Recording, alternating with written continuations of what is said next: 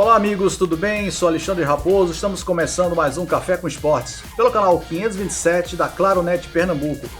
Vocês também podem nos acompanhar pelas redes sociais. No YouTube, ative o sininho para receber as atualizações do programa. Queremos agradecer a presença do presidente da Federação Pernambucana de Futebol, Dr. Evandro Carvalho. Tudo bom, doutor? Tudo bem, é um prazer, pela primeira vez, participar do Café com Esportes. Tranquilo. Doutor, qual a sua formação? Bacharel em Direito, advogado e professor de Direito e, naturalmente, nas matérias específicas em universidade. Certo. O senhor exerceu cargos no Serviço Público Federal, né? No Ministério do Interior, estadual também. O que o levou, depois dessa parte aí, para a Federação Pernambucana em 85? Eu participei no Serviço Público Federal e no estadual via concurso público, junto a alguns órgãos, e o futebol sempre foi uma paixão, desde criança, joguei, meu pai tinha uma vida muito ativa no meu clube, que é o Esporte Clube do Recife, e tudo isso nos levou, ainda bem jovens, ainda no início da carreira profissional, a militar também junto à área do futebol. O senhor entrou na Federação em 85, de lá foi caminhando e chegou à vice-presidência, o senhor passou 16 anos. Quais foram os desafios nesse período? Aproximadamente. Eu ingressei na federação no primeiro mandato do ex-presidente Fred, continuei no segundo, terceiro mandato, depois dei continuidade no mandato de Carlos, quando ele oportunizou e me convidou e eu aceitei a vice-presidência. Outrora, eu era um colaborador na minha área, atuando nas assessorias específicas. Passado esses 16 anos, mais ou menos, o senhor assumiu a presidência em 2011, com o falecimento do Dr. Carlos Alberto Oliveira, né?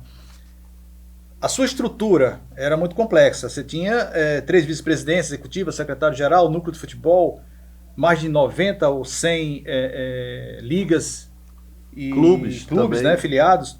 O que difere a sua gestão do antes e o agora com a pandemia? Bom, basicamente seria tecnologia, seria modernização de gestão, seria terceirização de serviços e seria otimização de trabalho e resultado.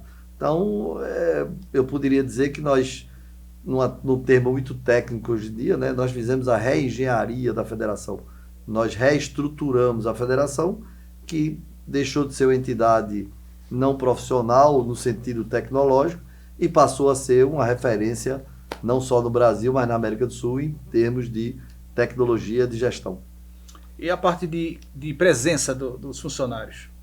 Nós reduzimos substancialmente. Na medida que isso é uma tendência mundial, na medida que você agrega tecnologia, é evidente que a mão de obra fica muito mais qualificada, ela necessita ter essa qualificação e, por outro lado, também existe uma redução substancial da mão de obra não tão qualificada. Então, eu poderia dizer que nós temos hoje menos de 50% do que tínhamos outrora e temos muito mais qualidade, muito mais operacionalidade e uma capilaridade e atuação muito mais, infinitamente maior. A federação, ela dá algum apoio aos funcionários nesse sentido aí da pandemia? Tudo. Nós temos, a federação se situa entre aquelas empresas tidas como melhores empresas para se trabalhar. Tem todo o suporte, afora as condições normais da própria CLT, planos de saúde, etc. Enfim, tudo que é possível fazer em termos de agregar valores e bens e serviços a toda a equipe de trabalho, seja ela direta ou indireta, porque nós temos também prestadores de serviço. Hoje nós temos muito poucos funcionários, tudo isso é existente. Certo. Falando ainda de dificuldades, né? Existem muitos filiados da federação com dificuldade. O que a federação está fazendo para amenizar? Porque acabar com o problema não consegue, né? É só para amenizar. Nós temos 2 graus de dificuldade. A dificuldade normal, perene, natural de sermos o estado pobre numa região pobre, que é a questão financeira que transcende ou independe da pandemia. E tivemos o agravamento disso tudo com a pandemia. De qualquer sorte, a Federação Pernambucana é um exemplo do Brasil. É a única federação do Brasil que já aportou nos clubes, afora os próprios contratos individuais dos clubes, seus patrocinadores. No balanço do ano passado, nós fechamos os nossos investimentos nos clubes acima de 11 milhões de reais. Então, nenhuma federação do Brasil, chega nem perto disso, o que mostra a nossa capacidade comercial, nossa capacidade empresarial de captar recursos e investir nos clubes. E qual é essa receita de captação de recursos? Bom, na verdade, eu diria que primeiro é a gestão da federação, sua modernização. Segundo é a própria força do nosso campeonato. Um exemplo crasso disso, fácil de perceber, é que hoje, em todos os estados do norte e nordeste do Brasil, o único contrato de televisionamento pago da Rede Globo é com a Federação Pernambucana de Futebol. Então, enquanto nenhum estado tem contrato de televisionamento pago com a rede, que é a maior do Brasil, a maior da América do Sul, Pernambuco mantém esse contrato já há mais de 10 anos e renovou, inclusive, para até 2022. Não, interessante. O que a paralisação trouxe de bom e de ruim para a sua gestão?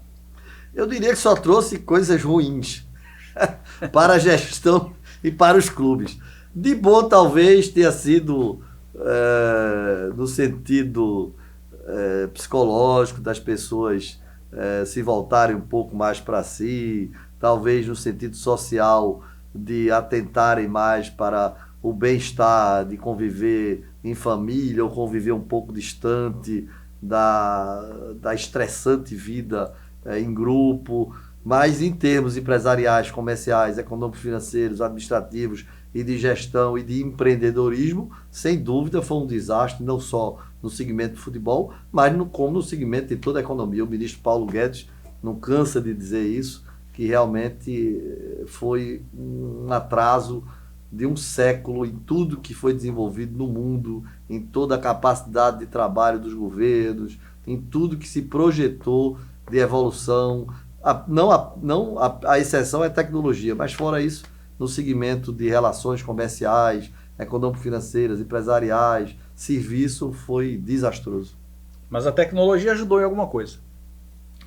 Graças a Deus a tecnologia evolui com crise ou sem crise, com pandemia ou sem pandemia. Então nós temos alguns avanços, especialmente na área médica, especialmente na área de TI, e sem dúvida isso poderá reverberar e representar ganhos para toda a sociedade no futuro próximo. Ainda falando um pouquinho de pandemia, como funciona a relação da federação junto aos clubes em função do exame do Covid com os jogadores? Quando se estabeleceu a pandemia e que todas as competições foram suspensas, a CBF estabeleceu uma linha direta de contato com o governo federal, o Ministério da Saúde. Posteriormente, isso foi repassado para as federações que representam a CBF no contexto estadual.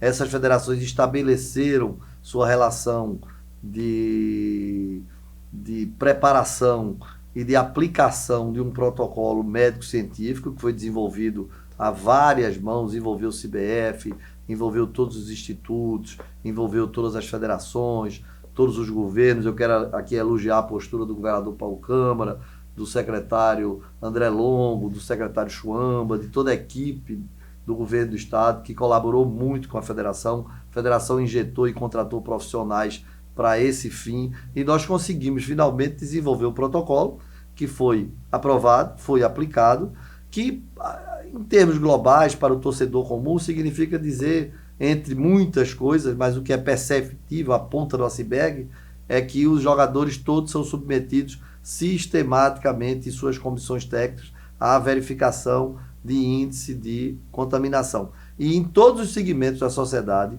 em todas as atividades econômicas, financeiras e de serviços, indústria, comércio e serviços, nenhum segmento teve tão baixa contaminação como o futebol. Isso naturalmente se deve ao esforço dos clubes, se deve à competência do governo do estado, dos governos e das federações, do Ministério, da CBF, mas também muito pela vida atlética e saudável dos jogadores.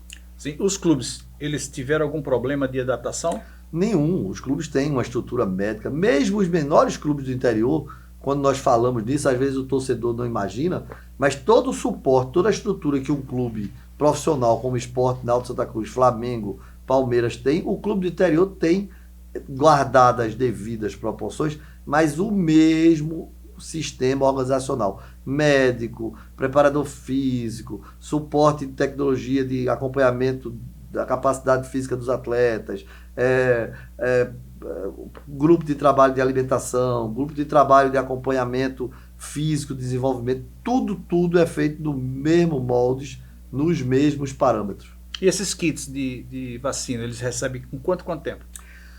Os grandes clubes, eles têm uma vantagem muito grande, que são as parcerias comerciais com os grandes laboratórios.